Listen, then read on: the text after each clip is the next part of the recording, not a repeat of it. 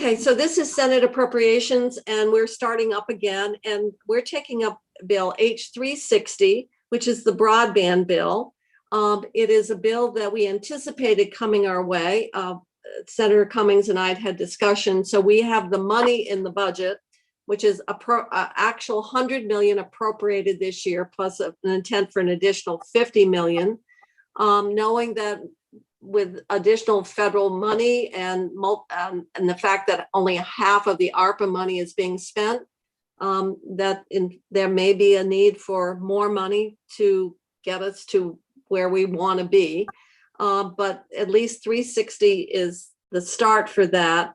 And so at this point, you've got the policy and the other pieces, Senator Cummings, and I know that your committee spent a lot of time on this. And a lot of difference of opinions.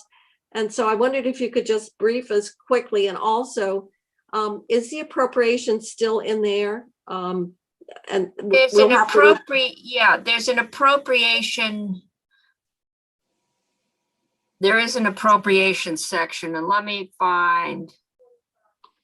Okay, well, when we get to Maria can help you find it. Yeah, I know that the House had the 150. Because you had the bill wasn't out, we simply anticipated it and put money into the budget. So we will remove that appropriation section if it's still in there as it came over from the House. There is an appropriation section in here towards the end. Okay. And I thought that was just appropriating the money from Vida. Yep, section 20. FY22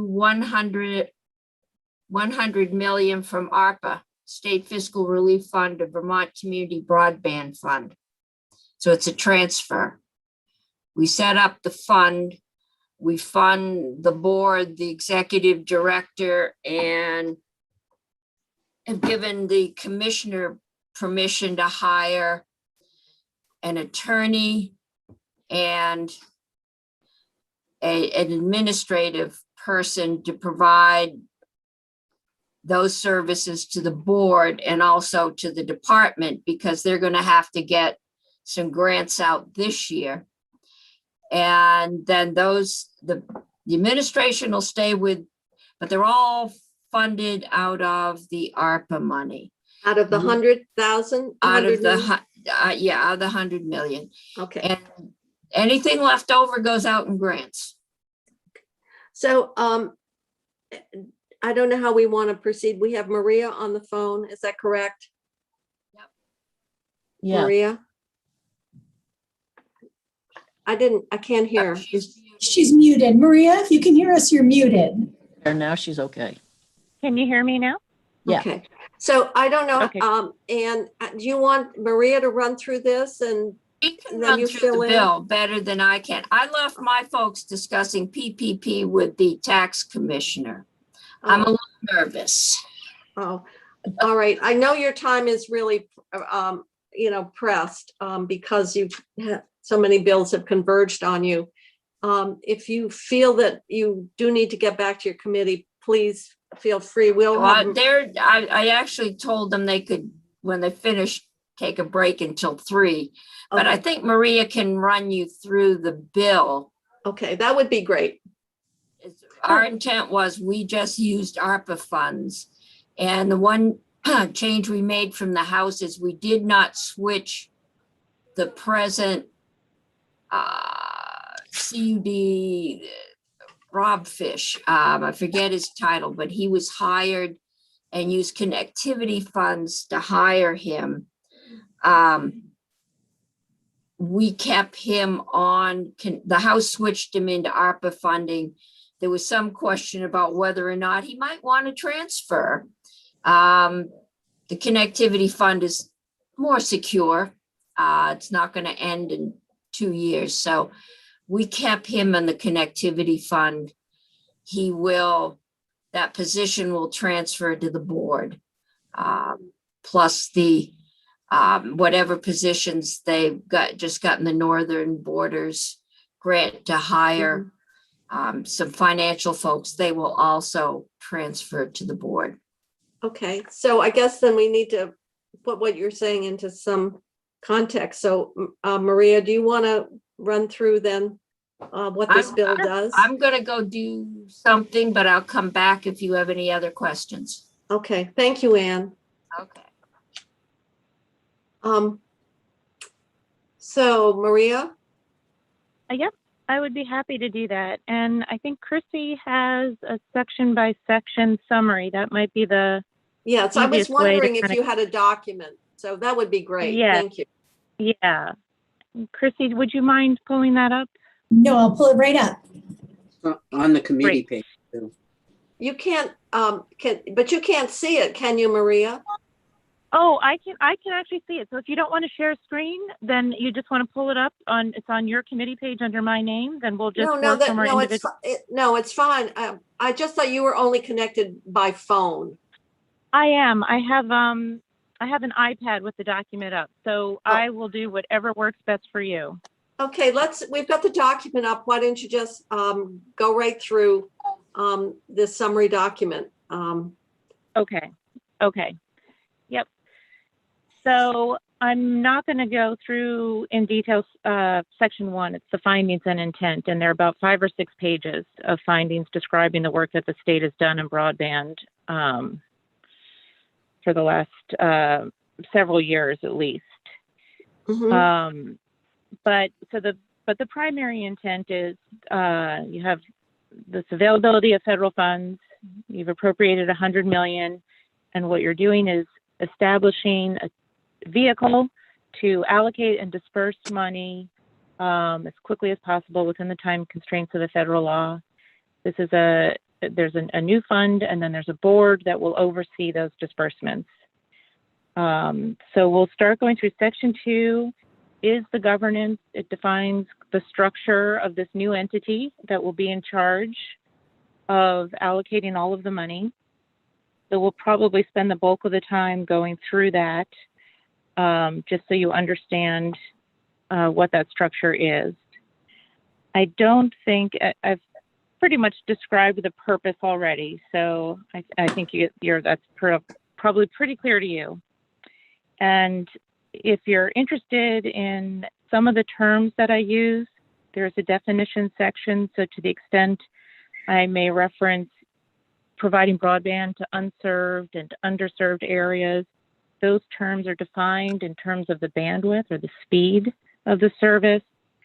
And then significantly, in terms of an eligible provider for the grants, for broadband construction grants, there is a definition here. The House had proposed that all of the funding went to CUDs. Senate Finance proposes expanding eligible providers to include small communications carriers in addition to CUDs. And then they define those. Well, we had heard that there was one, I think it was Franklin, where they'd actually done quite a bit of work. So is that that language would, the change the Senate made would expand beyond the CUDs and would address a provider such as that? That's right. It's basically all of the small rural telephone companies, all of the incumbent telephone companies, the small ones, as well as any other ISP, and then the threshold that finance set was that operates in not more than 3 counties. So in addition to the telephone companies, finance wanted to include some of the smaller cable companies, like Duncan Cable was one provider that came in and testified. So that's what they've intended to capture here. So a little bit broader than the House proposal in terms of eligibility. And again, this is for the construction grants. Mm-hmm. And then the only other definition, because this is central, I think, to the overall goal and mission of the new board, is the definition of universal service plan. And the basic concept here was that the funding should go out for communities or an entire CUD, their entire district or geographical area, as opposed to kind of the incremental line extensions or even potentially kind of cherry picking, the areas that are maybe high cost, but not as high cost as the furthest out at the end of the road. So what the Senate Finance Committee and the House was hoping to achieve is that you have a plan for serving all of the unserved and underserved locations in your area. And that's going to be the model that they're looking for. So that's why that definition, I just wanted to spend a little time. There are some exceptions to that, which we'll get to, but that's kind of a central purpose to the overall funding that's going to go out. So in terms of, so obviously the 100 million goes into this new fund. In addition to funding the grant programs, there's both a pre-construction and a construction grant program, which we'll talk about in greater detail. There's also funding for, and it's not specified in terms of an amount, but for communications workforce training, administrative expenses of the grant recipients, and then up to 1.5 million for the operational expenses of both the board and the Department of Public Service. So that's where all of the funding is going to come for the operations as well as the implementation of these programs. The one thing that Senator Cummings did mention is the one staff person, the Rural Broadband Technical Assistance Specialist, which right now is funded out of the Vermont Universal Service Fund. That's that 2% charge on your telephone bill. Money is statutorily set aside to fund that particular position. Senate Finance is leaving that funding stream in place. The House had proposed transferring the funding to the ARPA general pot of money. So I think that's what Senator Cummings was describing to you. But all of the other staff comes out of ARPA. So in terms of who's on this board that's going to oversee this program, it's a 3-member board. There are 3 appointees: a governor appointee, a House appointee, and a Senate appointee. There's specification about what kinds of expertise they should have. The different appointing authorities choose different areas of expertise. These are not state employees. These are not legislators. And the governor's appointee serves as the chair of the board, the 3-member board. Normally we say appointed by the speaker. Who appoints the House and the Senate? Oh, so I'm just reading the going off this summary, but yes, it's the Speaker of the House. Oh, okay. And Committee on Senate, Committees. the Senate Committee on Committees. Yes. Yeah, okay. Yes. In terms of, and they serve 3-year terms, they can only be removed for cause, they can be reappointed. There was consideration about wanting to have a per diem that was a little bit more than the statutory per diem. So you'll see there $250 a day, as well as reasonable expenses. And then just going on from the summary, there's just a itemized list of their powers. So Madam Chair, coordinating. Yes. Yes. Yeah, Senator Bruce. sorry to stop you. I'm just wondering, I've been in many discussions about per diems. I've never seen us do differential per diems. Is there a track record for something like $250 a day per diem? Jane, can I'm I? not a. Oh, go ahead. No, the thought of the committee is the standard per diem is $50 a day. That's No, I right. get that. And they don't pay your parking tickets if you're on jury duty. These people are going to have to be highly skilled professional people. The House, the alternative was, we were looking at was more like the Green Mountain Care Board, where they would be salaried employees who would work full time. We didn't want to go that far, but we did not want to go just having, some civic leader who trips in and says yes and no. We wanted to have some skilled people, and it seemed like we looked at the electric utilities, we got. You're Washington probably Electric- looking at what the utilities pay their board members. Yeah, and we went from 100 to 375, and 250 sounded like a nice median number. So you were looking at this more comparable to the a board that a utility company would, Yeah. and with the expertise that you Yeah. prescribing. Okay. Senator Bruce, more on that, and then Senator Westman. No, I'm fine. Can I just ask, Ann, how much time do you envision they're going to be spending at this? Can vary. I think when they first, the first of the year, when hopefully there'll be a lot of requests for grants to get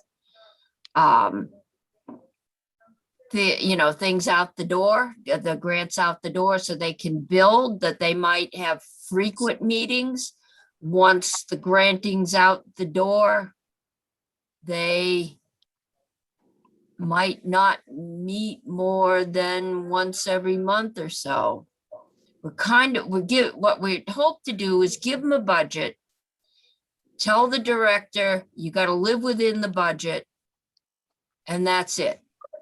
And give them as much flex, because we've never done this. We don't know. Okay. So we're trying to give them a guardrail and say, do what needs to be done, hire who needs to be hired within that budget. And within the 1.5. 1.5. All right. Other questions? All right, we'll keep going then, Maria. We're down to Okay. almost executive director. So the House actually did they have a full-time board? They did not have a full-time board. I think the per diem was just a statutory per Okay. diem. They had a 7-member board, which included the Commissioner of Public Service, the Secretary of Commerce and Community Development, and 2 members selected by VCUDA, which is the association that represents all of the CUDs. But I think in both instances, both that House and Senate Finance recognize that this is going to be a very active board, very Mhm. involved in making the decisions, and with the expertise of Senator Cummings just All right, thank you. described. We aren't dealing with utilities. We're dealing with community, union district, and the range of skill and ability they have is still developing. Mhm. And so we want to make sure that we've got the skill to help them put their programs together and then to help them get it out the door. Okay. And now we have an executive director. So there's an executive director, who's the chief administrative officer of the board. That position is appointed by the governor with the advice and consent of the Senate. That position is an employee of the department, as are the staff that the executive director is authorized to hire. And in that regard, the director is authorized to hire up to 3 full-time employees that will be part of the classified service. The language in the bill specifies that the director can hire or retain. In other words, some of the services might be done through consultants or a retainer for legal services, but there's that flexibility, but authority to hire up to 3 full-time employees.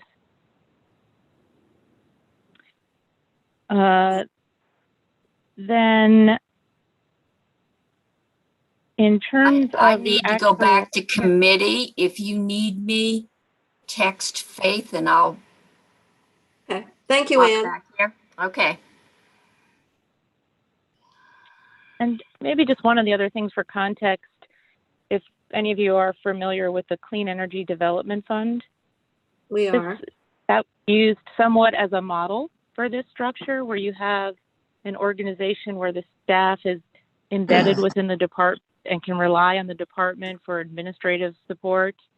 But then you have board members that are overseeing the budget, the grants, who are independent from the commissioner. So that was the model that Senate Finance was working from, although they expanded upon it a little bit, but just that might be helpful in terms of explaining how they arrived at the structure.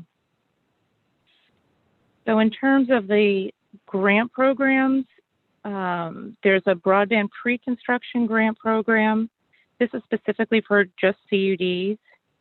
And in terms of the pre-construction costs that are allowable expenses, they would include feasibility studies, business planning, poll data surveys, engineering and design, and make-ready work. So all of the work that goes into the planning of a project before you actually begin construction. Then with respect to the construction grant program, again, this is open to eligible providers, so CUDs and small communications carriers. And again, these are projects that are part of a universal service plan.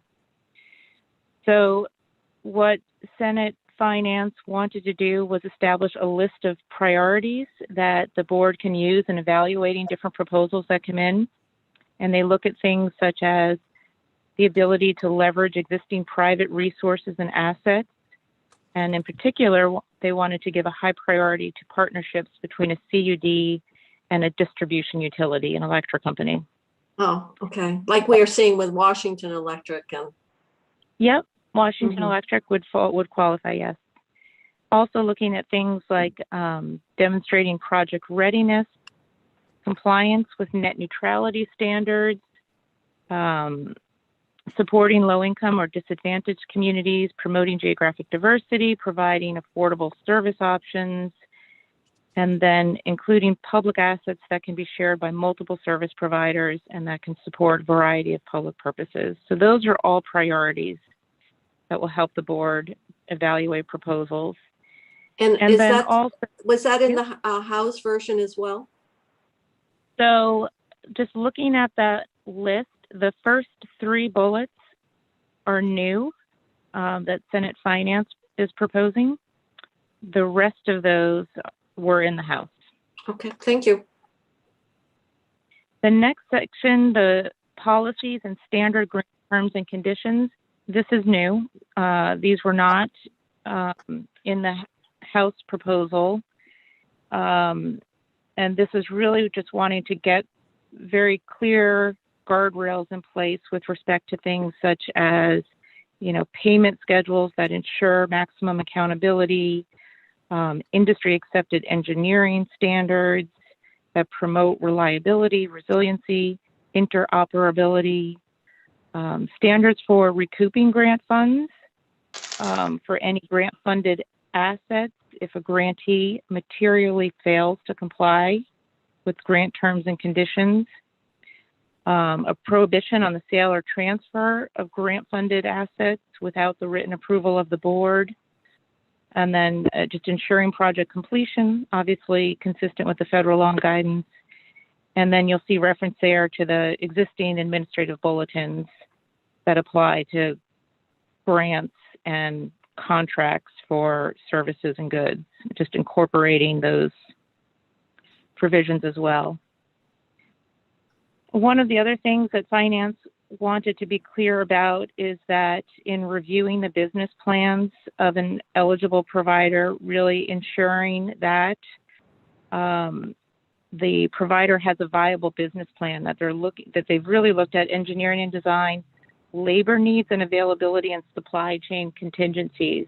There was a lot of discussion about having access to the equipment and materials could be problematic because of the demand nationally, and with regard to skilled workforce, having access to the labor supply. So making sure that any project takes into consideration all of those factors that may impact the ability to get the work done within the time constraints. And then also, Finance added a provision that said before awarding a grant to a provider who is not a CUD, so a small communications provider, that the board will make a reasonable effort to determine that the provider's plan, universal service plan, does not conflict with or undermine a CUD's deployment plans. So showing some preference or support for the CUD's efforts in making sure that they can go forward with their plans without being too concerned that other ISPs will infringe upon the viability of those efforts, those community efforts. Also, finance added a section on overbuilds. That is, if a grant recipient is building out a network that potentially competes in some way with another existing provider. So I should have mentioned, if it wasn't clear already, that this is really a fiber grant program. The speed requirement is 100 symmetrical, which currently the technology that's capable of that level of service is fiber. So this is building out fiber. So it's conceivable that a grant recipient could build out fiber in an area that has lesser service, whether it's DSL or cable. Maria? So in order to, yes.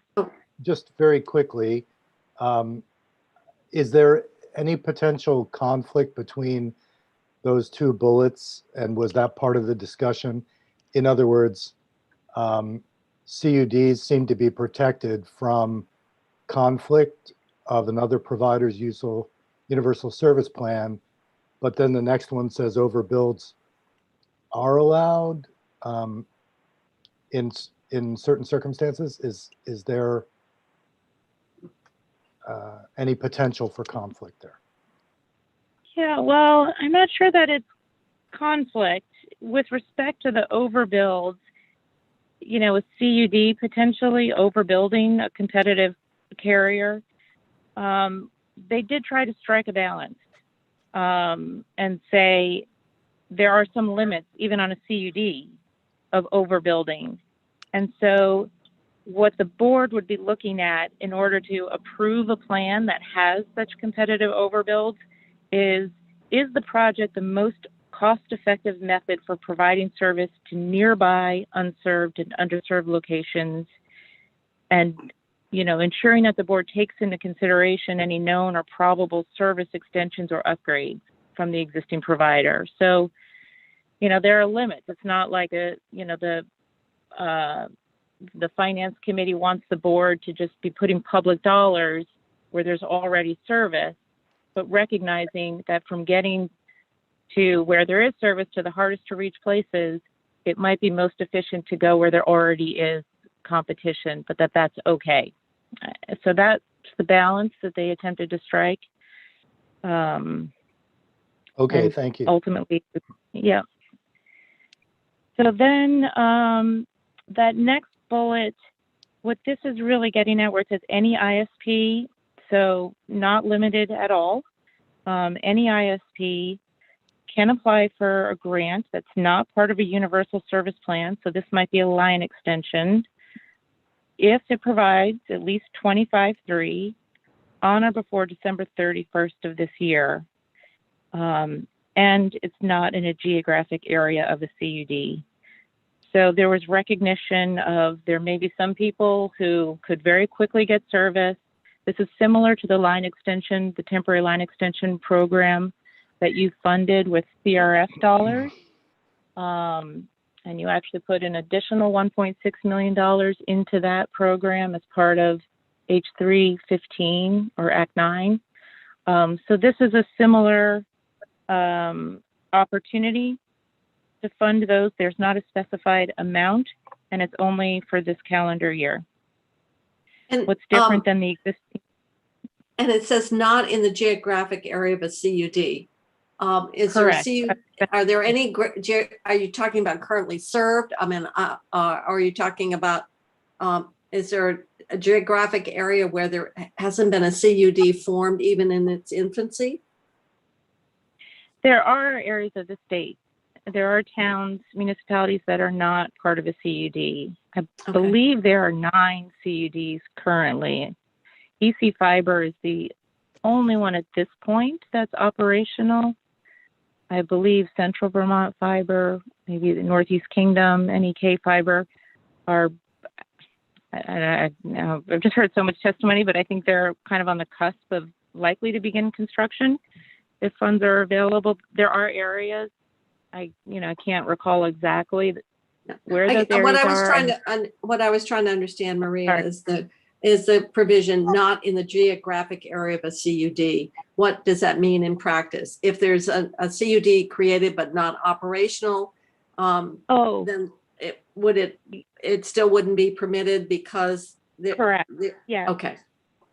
Yeah, sorry, I went off. And I think the part of the thinking there was that, give the CUD some time to figure out their plans without kind of the fear that the most lucrative locations will be kind of chipped away at by incremental line extensions so that there can be a viable plan for providing service. So I think that's part of what the thinking was there. Okay. So then in terms of additional, what are called centralized resources for CUDs, the House had language around this. The Finance Committee kind of created it as its own program and added a little more specificity. So again, just for CUDs, but this encompasses everything from providing resources, technical administrative support for planning, development, and implementation of the CUD's broadband projects. So the goal here is to have standardized forms and contracts so that CUDs can share resources so that there's one central location that can try to share services and information so that each one is not kind of starting from scratch and recreating the wheel. And that there's also some support because a lot of the CUDs are volunteer organizations without a lot of capital to hire the staff to get projects off the ground. So that's essentially what this section is attempting to deal with. There's also a section that just requires other state departments and agencies to cooperate with the board and provide relevant information. There's an annual report requirement that the board has to file with the relevant legislative committees that looks at progress of meeting the state's goal. As you know, it's already in statute. The state has a goal of getting every location 100 symmetrical service by the end of the year 2024. And then looking at other potential expenditures of the fund, you'll see listed there, Department of Libraries. It's not Department of Labor. There's a Fiber Connect network that needs new equipment, possibility of Wi-Fi installations at. Is that funded? That was Maria. That was something that we got from a communication from the administration. Was the importance of that? I think it was 500,000 that was necessary. Yeah, that would be part of that 100 million. So that has been addressed here. I just want to make sure. Okay. That is being addressed here. Yes. So the question is, there may be some funds available through other sources, funding that's going to libraries through other federal sources that might cover this work. But if not, then the board comes back with a recommendation on whether to fund it and how much. So that's what all those bullets are intended to do. Look at other things that, the Finance Committee considered, but wasn't quite ready to make a decision about, basically. So DOL means Department of Libraries, not Department of Labor? Yes. Yeah. Sorry, I'm realizing that's actually pretty confusing now that I see it. But yeah, this was a network that was built, I think, about 10 years ago or so with federal funds, and apparently it's in. Oh, there was a big desperate need grant, of- I think, from the Gates Foundation as Yeah. well. That's right. Yes. Yep. So then, with respect to this So board Maria, and the fund, Yeah. I need to go back. So this really doesn't give the money to deal with the upgrade for the libraries. It basically says they might be. they- Oh, I'm sorry. I think I misunderstood your question. Okay, This really correct. doesn't, This- they say that they need 500,000. This basically says the board needs to make recommendations as to whether the library should get that money. Yes, I'm sorry. I think I misunderstood your question. Yes, that's exactly what this says. There's no appropriation here for that money. What I was getting at is there was some discussion that there might be other federal funding sources available to libraries and broadband expenditures that libraries could make with other sources, so that this would not be necessary. I think that's what I meant to say, not that it actually funds that $500,000 request. So, yeah. All right. So then, with respect to the fund and the board, there is a sunset of 2029.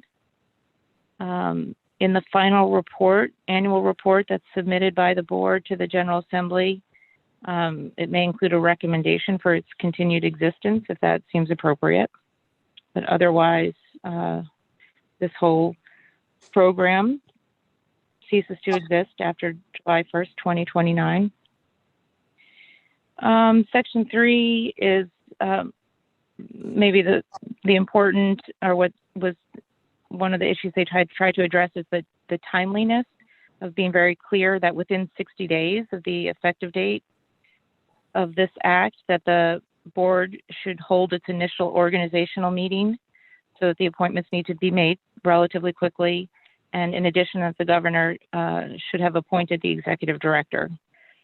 So a real focus of wanting to, put some constraints in there, time constraints, to get the board up and running. Section 4 just has to do with a program that you created a couple of years ago, the Broadband Innovation Grant Program that funded feasibility studies. There's about $60,000 remaining in that program, at least there was as of maybe a month or so ago. So what's done here is the program continues. I believe the commissioner is going to allocate the rest of the money, and then it will be subsequently repealed. I think we pretty much talked about Section 5, the positions, generally. Well, specifically with respect to the Rural Broadband Technical Assistance Specialist. The other two positions are positions that the commissioner can hire immediately. One is a full-time employee who would provide administrative services to the board. That's an ongoing position. The other is that the commissioner may hire is one full-time attorney that eventually will become subject to the oversight and management of the executive director upon his or her appointment. So we do need And to the create a question- position here. So the language does authorize, yes, these positions. Well, a classified position, and then there's the exempt, and then 2 new hires. Well, that reflects the two, the classified administrative services and the exempt attorney position. Right. And then there are the up to 3 additional classified positions in the statute that the executive director is authorized to hire. So to the extent you're keeping track of the overall state positions, I don't know how you reflect that in big bill, but yes, you may need to. Yeah, that's what I'm trying to reconcile, is the number of positions here that goes with the money, because normally we, Right. we'll talk to Stephanie about that. Okay. And so all of these positions would come out of the ARPA funding, except for the existing Rural Broadband Technical Assistance Specialist, which has its own funding source. Mm-hmm. So Section 6, this is basically an interim provision that allows the Commissioner of Public Service to allocate and disperse pre-construction and construction grants immediately, up to a total of $20 million. for those programs, or $25 million if an additional $5 million is authorized by the Joint Fiscal Committee. And this authority would exist until December 31st of this year, or until the board is operational, whichever occurs first. So this allows the department to, so nothing is stopped pending the development and the creation of the board. Correct. All right. Section 7 just references existing fiber assets that were acquired by the VTA years ago that are now owned by and managed by the department. This would require that they be transferred to the CUD where they're located if the CUD wants them. Otherwise, they remain with the department. Section 8. What, just and so that, let me ask, so we're transferring, well, I'm going to ask this for Senator Starr, although this is up in our neighborhood, that if a CUD disbanded, I mean, you know, or got sold or subsumed, what happens to that property that was originally owned by the state? That asset? That's a good question. Yeah, there is a provision specific to this fiber that talks about that possibility. So. Okay, although there is some earlier language about the protection of the assets. Correct. And for So the maybe it's inherent in that. Well, that possibly that was, you know, specific to construction grants under that program, and those assets, I suppose, is, you know, intent. It could be read to cover these previously existing assets, but if you wanted to clarify that, you could certainly add a provision here. Well, is this what was in the House as well? Yes. Okay. Yep. Which one is it? Which number section? We're in number Section 7. And there's it's part of the funding. It's back when Vince Aluzzi chaired economic development, and that line, I believe it's been there a long time. And so the Northeast Kingdom CUD was interested. Obviously, it's an underutilized asset, and so that's what they had made this request, and so this is what this is dealing with. All right, well,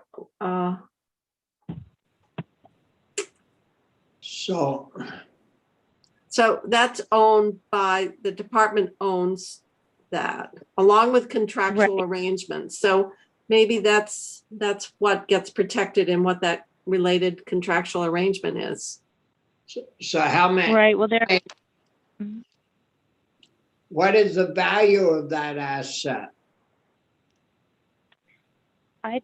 So it might depend on, I don't know exactly how many providers are leasing the access, but that might be a determinant of the value. I just don't know. And there's a fiber in the Northeast Kingdom, and I believe there's also fiber in Orange County. There are a couple of fiber routes that were acquired by the VTA. And they do lease their open access network. So any existing provider that wants to lease that fiber to build out their networks or connect. So I just don't know how many, but the intention was that those lease agreements would continue so that the CUD would have to honor those terms.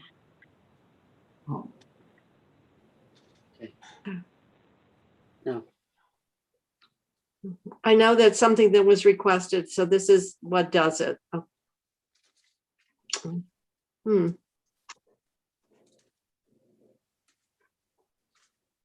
All right, this is Vida broadband loan. Yeah, so this was a loan program that you created in 2019, and the House made some proposals. The Senate Finance Committee did not make changes to this section. But you can see the underlying language there, wanting to underscore that these loans should be for projects that are part of a plan to achieve universal broadband coverage in a community or CUD. And then also, in terms of the eligible borrowers, under the current program, pretty much any ISP could apply for a loan. The House proposed to limit eligible borrowers to CUDs and to internet service providers that are working with a CUD or municipality. So narrowing the scope of eligible borrowers to this existing program. And they also extended the deferral period, so you don't have to pay back interest and principal for up to 3 years, trying to allow for time for revenue, subscription revenues to start coming in.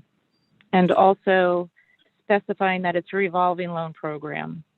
I don't think the existing law was really clear on that point.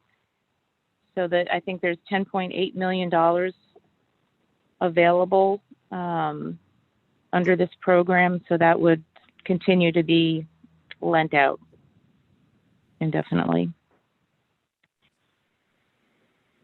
So then section 11 is really just a Can I ask a question about that? Hey, sure, Rich.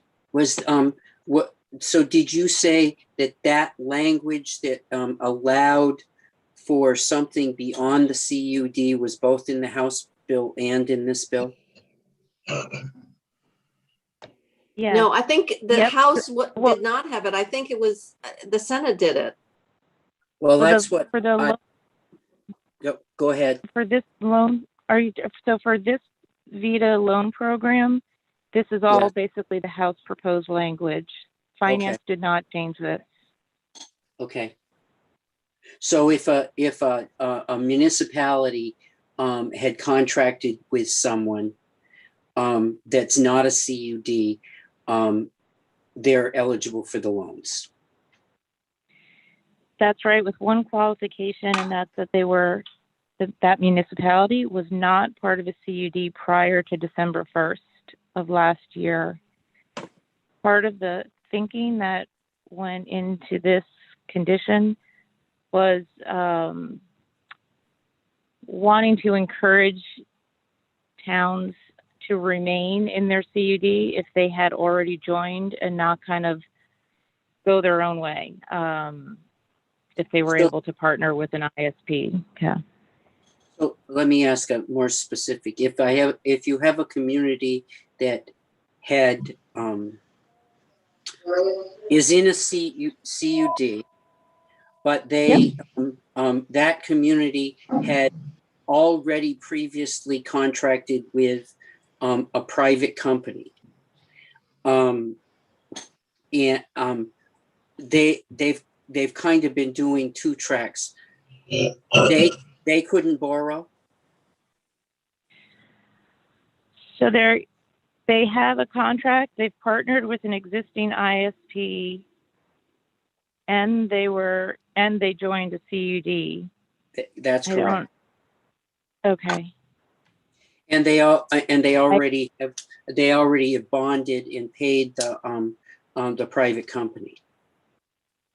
Yeah, I don't know that they would be eligible under this language for a Vida loan Okay. because technically they were part of a CUD. Okay. Okay. Thank you. Okay. I would think probably knowing the community, Senator Brock would have been right Yeah. on that. Okay. So then CED Trade Secrets is really just a clarification.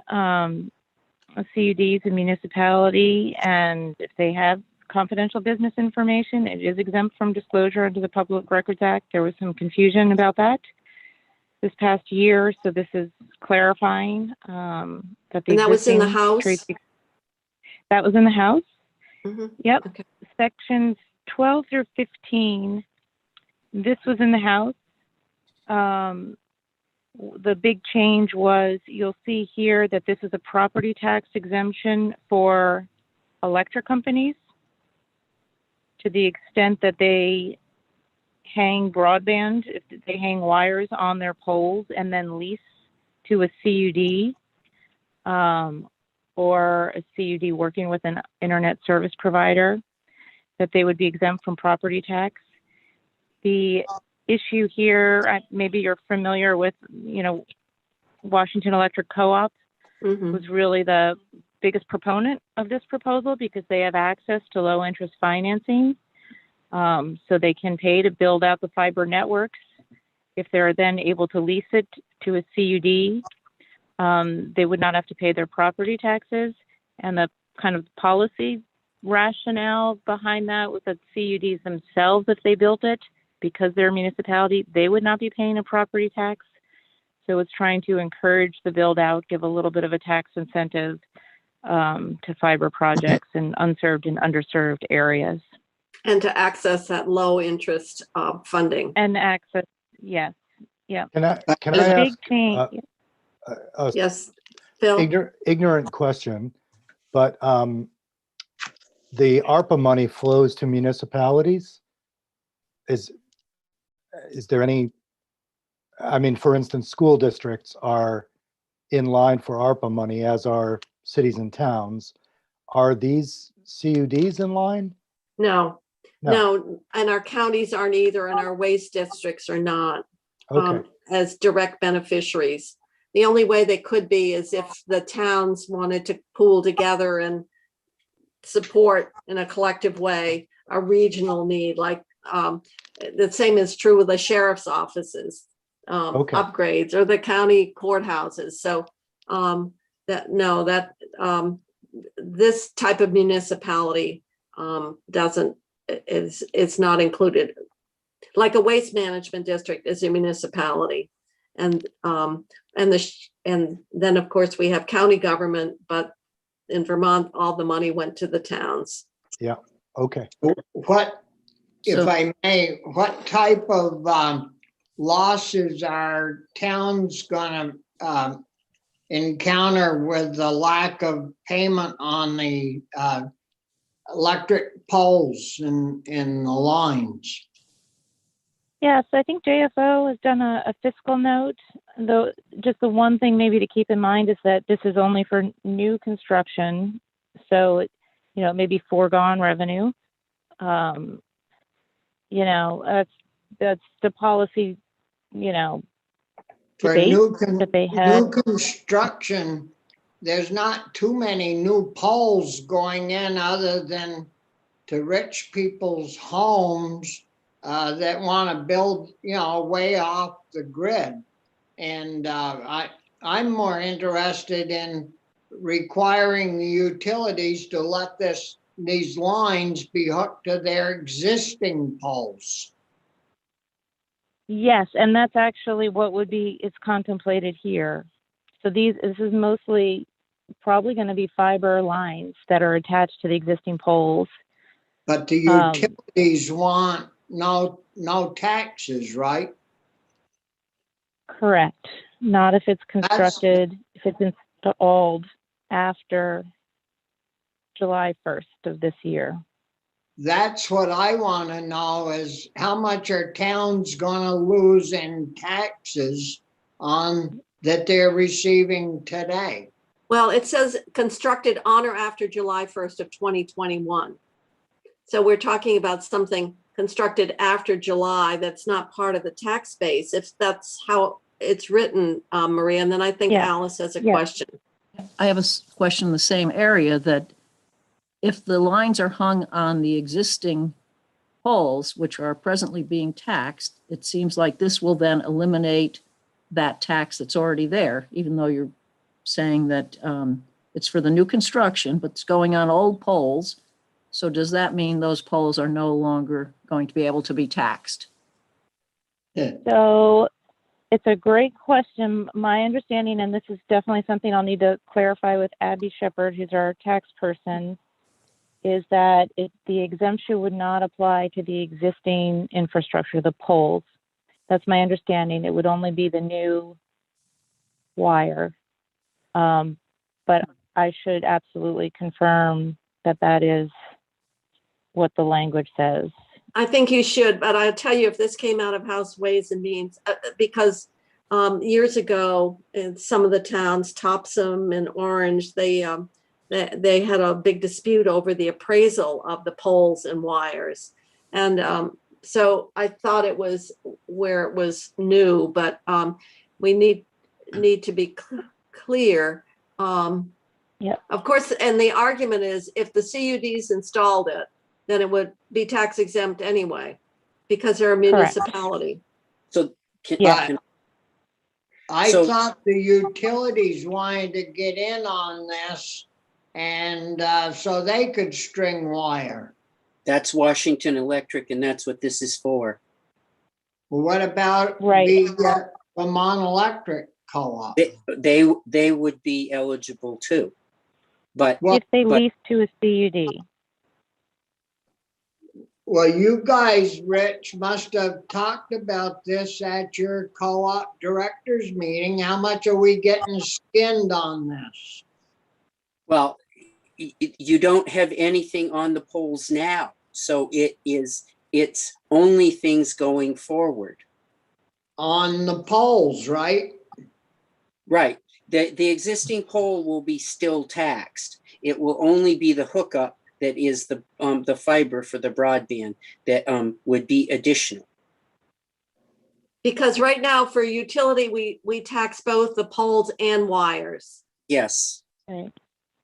So go ahead, Alice. So in terms of like a company like EC Fiber, which is already on poles, so it might turn out to be that the new materials they put on won't be taxed, but the Well, old, they're not taxed now they're not taxed now. Okay. because they're a Mhm. municipality. Yep. Yeah. But they probably pay rent to the utility company. No, they just get on it, I think. Rich, There how much? are I think there are any number of different cases.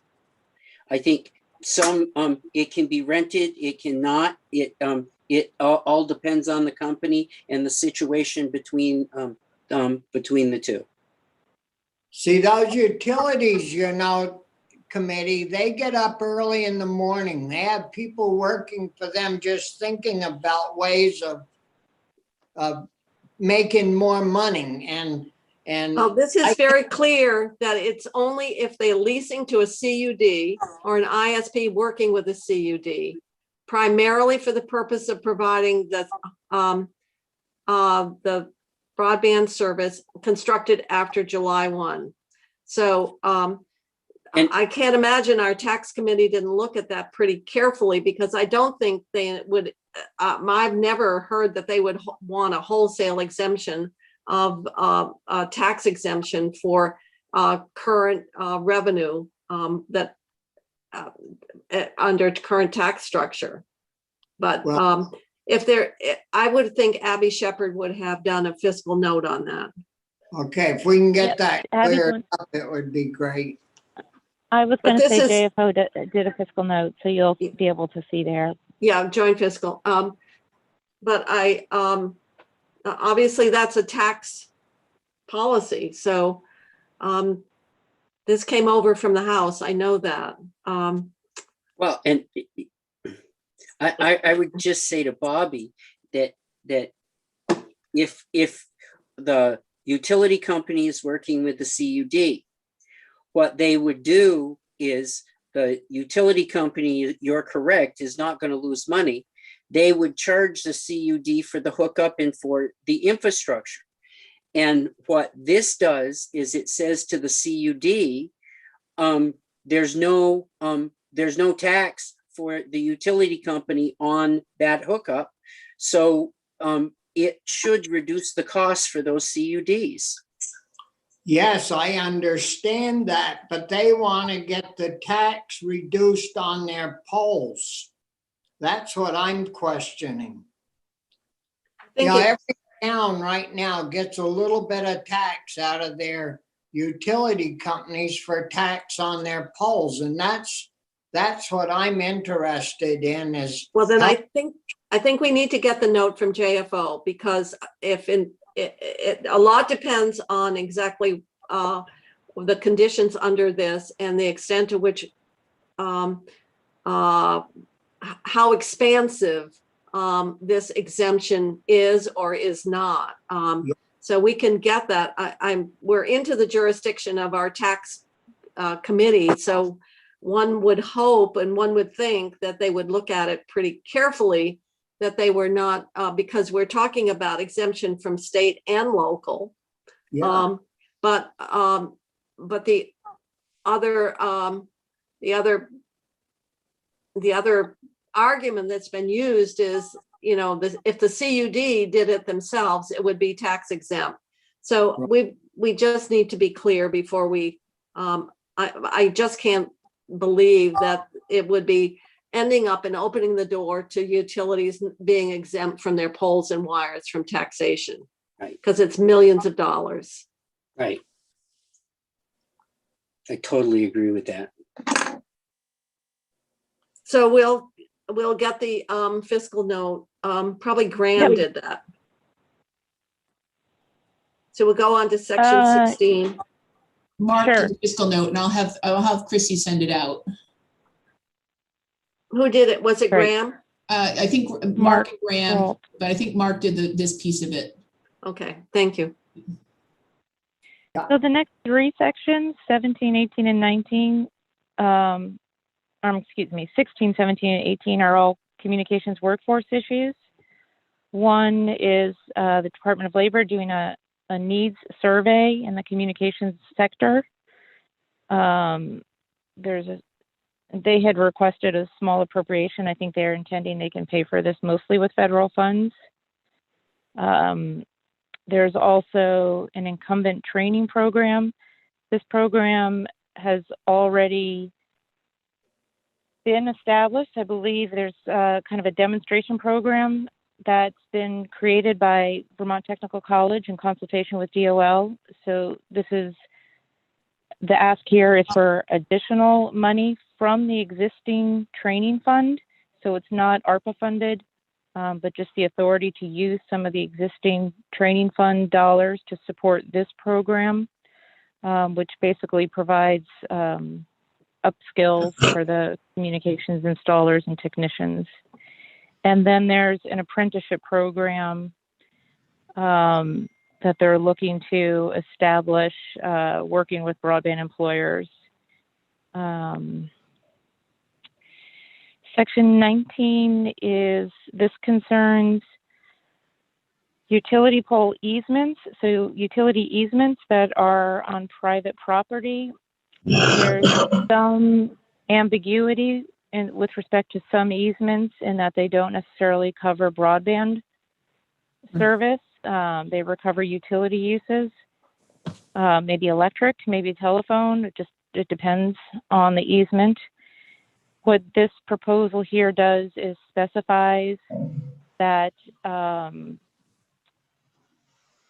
purposes of under the scope of the existing easement, that the installation of fiber broadband service is considered an authorized utility use.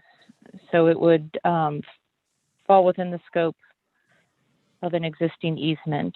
And the intention here is that it may facilitate broadband deployment, that the landowners might not be able to object to or charge more for the additional infrastructure.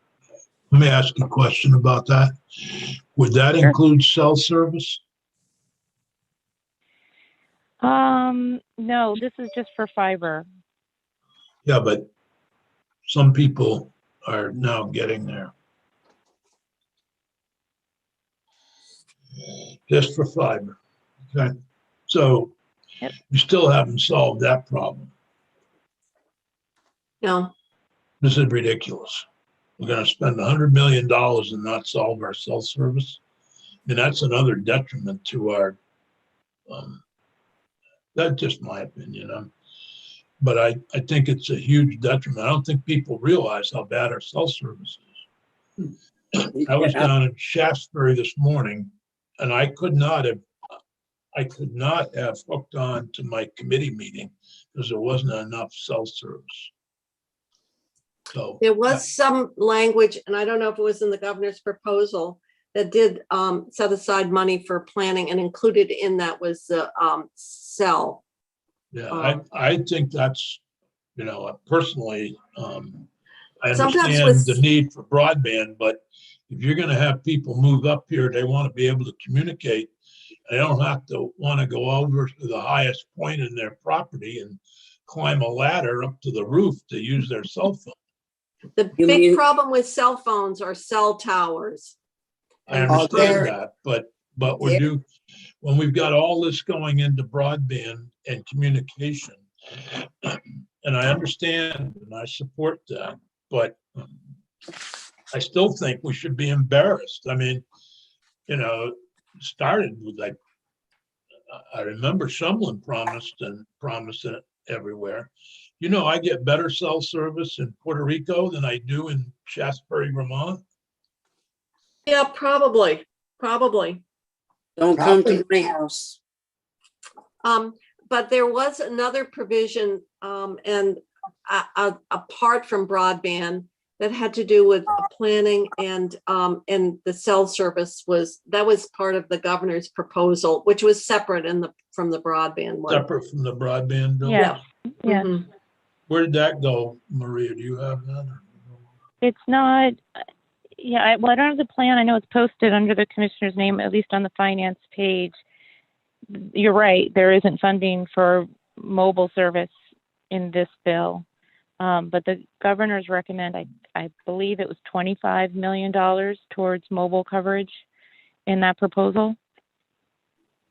I don't And I- remember. I support the governor. Well, let's keep, it's almost 4. This has really taken quite a while to get through. Why don't we just keep going on this? And Okay. So section 20, we already covered. That's the $100 million appropriation. Section 21 is just a statement of legislative priorities. So if there's additional federal funding available, there's a high priority for supporting basically this act, the creation of the board and its purposes and programs, and then just the effective date. It's effective on passage, obviously. The property tax exemption is effective July 1st. See, that's right in there about the property taxes. So I hope we can get that resolved. well, I think that's a question that we're going to have when the bill comes up. This is obviously a tax policy, and I think that is not going to fall for us to. That's a tax policy. That's whether we like it or not, whether we change it. I don't think that falls into the realm of appropriations. It's certainly going to affect the revenues of the state. But not the expenditures. The In that fiscal regard. note is in our email box. Oh, it is?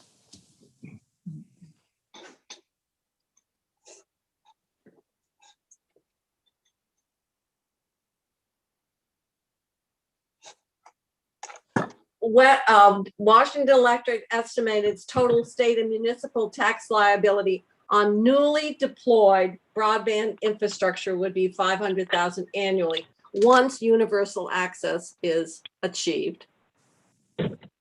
Yeah, so that's the property taxes that they probably pay at the present time. Oh, no, I bet they pay a lot more than that. That's what they're estimating the property tax would be on the stuff they built after Yeah. Mhm. July of 21. Yeah, that's the foregone. So could we find out what their tax bill is as of today? What I'm do sure we they- can. What- It would have to be, I'm sure that they obviously would have it. I for their service area.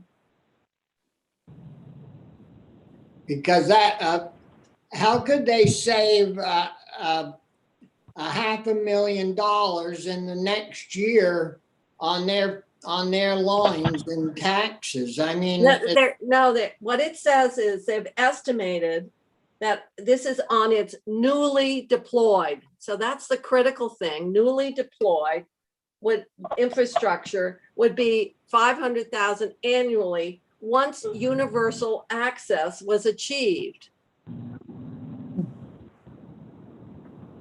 well, So that's newly deployed and based on, I guess, a total diffusion of the service within their service area. That's how I think we can take a look at it, but that's I think what it that's was. right. That's how much they would save if they didn't have to pay property taxes on that new infrastructure. they must be That's a building. projected savings.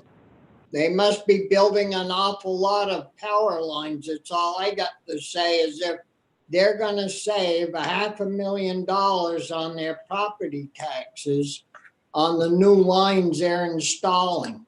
That's an awful lot of money. Just like to check that out and make sure. Well, I think we'll have to check with our finance committee or in terms of how much more testimony they took, but it's the only thing I can say is that we've got the fiscal note. That's a tax policy decision. The impact on that, of course, is on municipal and then on the state education fund. Yeah, the towns in ed fund are gonna lose that money. Well, I don't know how many towns are in Washington Electric. So if you divide it over the number of towns, and that's both state and federal, both state and local. And it's usually 75% ed fund, 25% in rural areas. So if you look at the 500,000 and apportion it. Well, Richie could maybe just check that with Vermont Electric, and he's right on the board. He could check out their savings and what they're paying today and come back tomorrow morning and tell us. My only point is, we, as a committee, I'm struggling with this. This is not within our jurisdiction. It's a tax policy. So if we want to individually say we don't agree with it, I'm just trying to be respectful of committee jurisdiction here. Oh, that's fine. I mean, I agree with that, but we're going to be asked to vote to approve this, and we ought to know what the losses are going to be and who's going to be incurring those losses before we vote yes or no. Well, you don't feel that the fiscal note answers that question? It's all they say, and that is that Washington Electric's going to save $500,000 on new hookups, right? Yeah. After July 1st, and then at the point where there's universal access, which won't happen, I would think it would take a period of time for the fiber to be installed. So it would be over at ramping up until universal access is achieved. I think that's how it, my question becomes one of, we have to look, Stephanie, do we have the sections with the appropriations in? You want the sections from the budget, or the section? Do we have to remove any sections with appropriations here? So I think you should remove section 20 because you actually have, you don't want to appropriate the $100 million twice. That's my And the question. 100 million is appropriated in G500 of the big bill, and it ties to H360.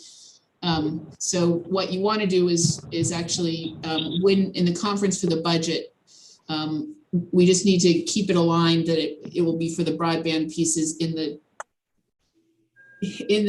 consistent with the way the reference in the title that is being set up for this community broadband. So I would remove it from this bill, the $100 million section 20, because you've already covered it in the budget. And then as we go along with the conference on both these bills, we just need to make sure they're connected properly.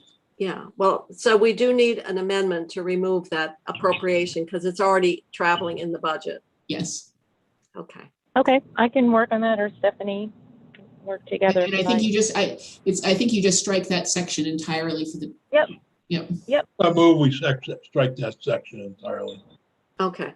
Consistent with our consistent practice. Consistent with our practice on other It's bills. essentially already done in the Senate budget. It's already existing and it's Already tied to there. H360. Yeah.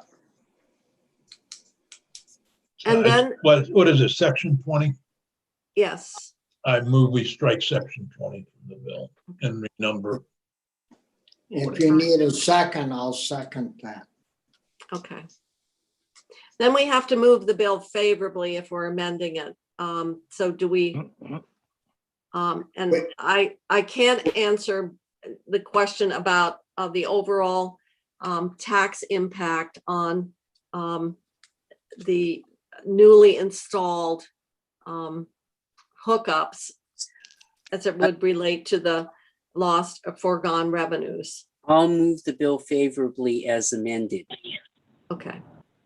Do I have a second? Yeah. Oh, second. All right, Senator Sears. And maybe, Bobby, if you're interested, you can talk to somebody on tax, on finance, or because we don't have Senator Cummings here to get into more detail. It's a bad way to vote though on an issue when we don't know the details. The only thing that I can suggest is if there's concern about the foregone, you'd have to offer an amendment independently, striking that section from the bill. So I know who wrote the bill and where that all came from, and that's. Oh, it's been very obvious. Washington Electric has been very upfront that they would actually leverage that low financing rate that is available to them as an electric utility that wouldn't be available to the CUD. And so this is all part of that collaboration. I'm sure that was that's all part of it. I don't think that there's anything being slipped in here that hasn't been made very obvious or public in the course of discussion. I know about it. It's been I can't remember how many different places it's been discussed, but if we want to move the bill favorably, and if there's disagreement around that tax provision, then people are free to do whatever they want to do relative to an amendment to remove that section. Well, I don't know why people are hesitant to discuss that particular issue, other than, well, it's something that it's a good deal. And Yep, but I just hope I'm wrong on my gut instinct. I hope you're wrong too, Bobby, but it's not part of the appropriations bill. Our committee, really. The tax committee made that decision. Well, let's hope they made the right one. Well, I don't know if they did or not, and I'm concerned about a couple of things in the bill, but it's not, our real jurisdiction is the money. I mean, I suppose, you know, Well, somebody, you know, I'm not a stick in the mud, but, so I'll vote for it, but well, I'll ask Pearson, he sits in there and Yeah, that's a good idea. And maybe, I know Richie wasn't too quick about wanting to call his general manager and asking him, but well, he's on the board. Her. Her. And I He is a conflict, Bob.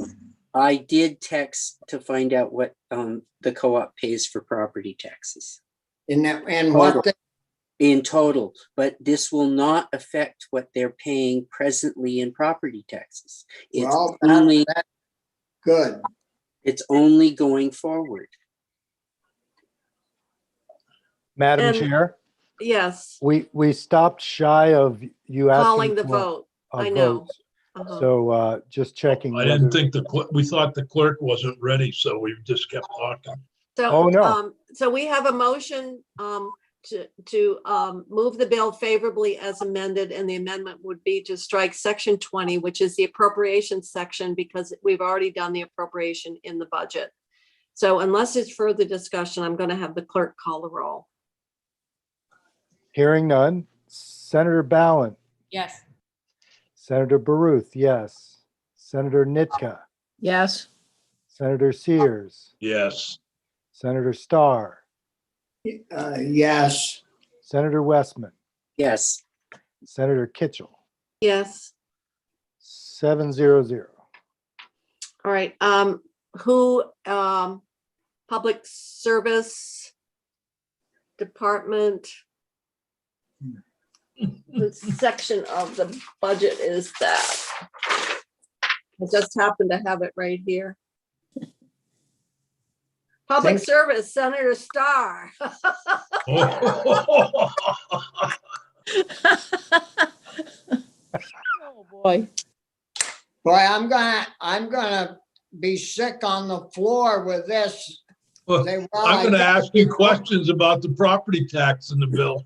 I gotta You only have to report report that we struck the appropriation because we'd already appropriated. Yeah, but we can question him about sections of the bill. Oh, yeah, I think so. May I interrogate the reporter from Appropriations?